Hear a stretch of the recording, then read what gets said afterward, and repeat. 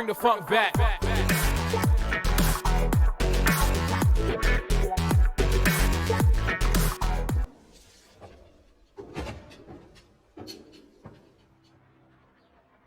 What is it that made you desert your troops in Egypt? Salah satu dewan yang melihat sikap dan keras kepala sang Napoleon, ia memanfaatkan momen ini dan pergi ke rumah Napoleon untuk membujuk Napoleon menjadi pendukungnya dan melakukan kudeta terhadap para dewan-dewan yang mengadilinya. Your resignation from the council.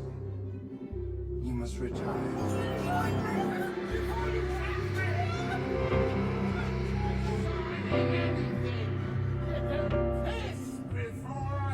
Salah satunya dewan tersebut adalah Faul Barras, orang yang memberikan kepercayaan penuh kepada Napoleon. Di tahun 1799, kudeta berjalan dan Napoleon Bonaparte diangkat menjadi salah satu dewan. Tetapi hal ini belum diterima oleh orang-orang yang dikudeta oleh Napoleon dan mereka mencoba untuk melawan. Akhirnya kasus ini diangkat ke dalam sidang resmi Prancis.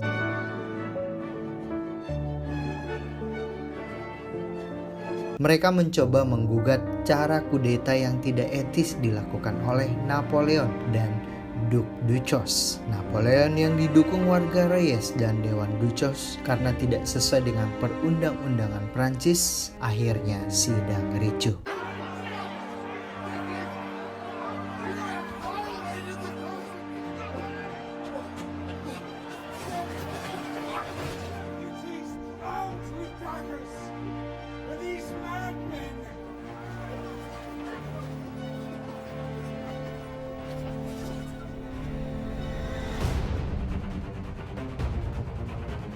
Napoleon hampir dimasa oleh para deputi yang tidak diterima di kudeta, tetapi sang Napoleon yang masih memiliki power dan pasukan yang sudah berjaga di luar sidang akhirnya menggunakan pasukannya untuk mengamankan deputi ada di dalam sidang. Seluruh deputi berada di kendali Napoleon, terdiam dan tidak bisa berbuat apa-apa. Jika melawan saat itu langsung ditembak oleh prajurit Napoleon.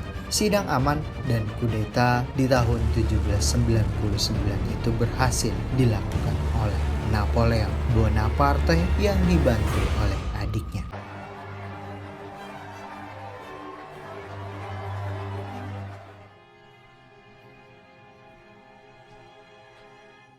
Setelah semuanya kondusif, Napoleon naik jabatan lagi menjadi konsul pertama Prancis. Setelah sekian lama menjabat dan memperluas kekuasaannya hingga Napoleon mengirimkan surat perdamaian ke Rusia dan Austria untuk bisa sama-sama saling membuka kerjasama antara negara, menciptakan kedamaian dan bisa membuka peluang satu sama lain untuk taraf hidup yang lebih baik terhadap masyarakat masing-masing.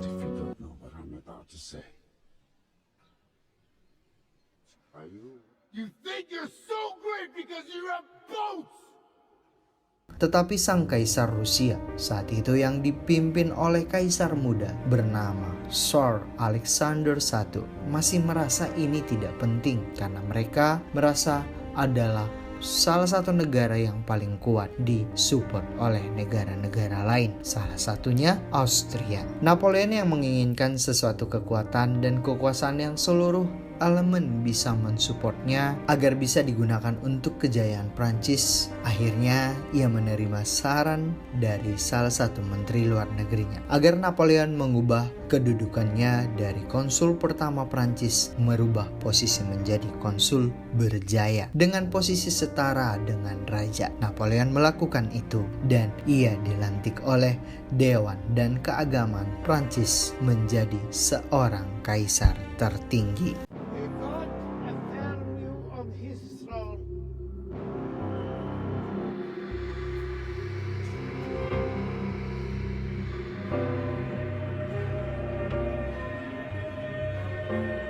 Pemerintahan Prancis resmi ada di tangan Napoleon Bonaparte sepenuhnya. Di sisi lain, ia juga ingin menguasai Eropa. Akhirnya menerima perang antara Rusia yang dipimpin oleh Kaisar Tsar Alexander I yang didukung oleh Kaisar Prancis I Austria.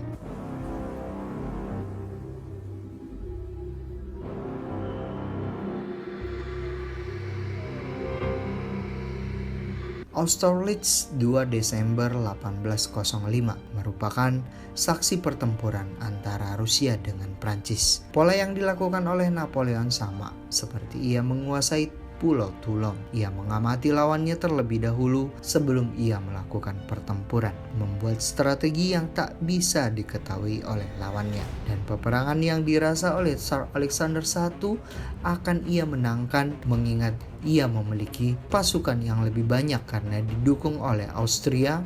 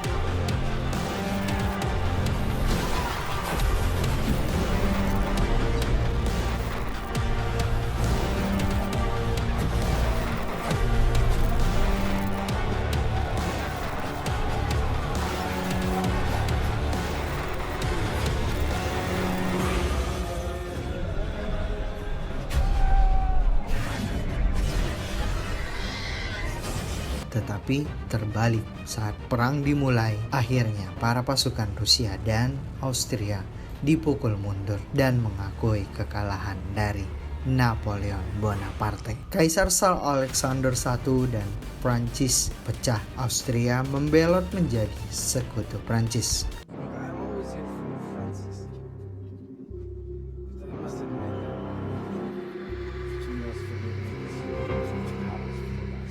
Tsar Alexander has turned against me and forced me to invade Russia.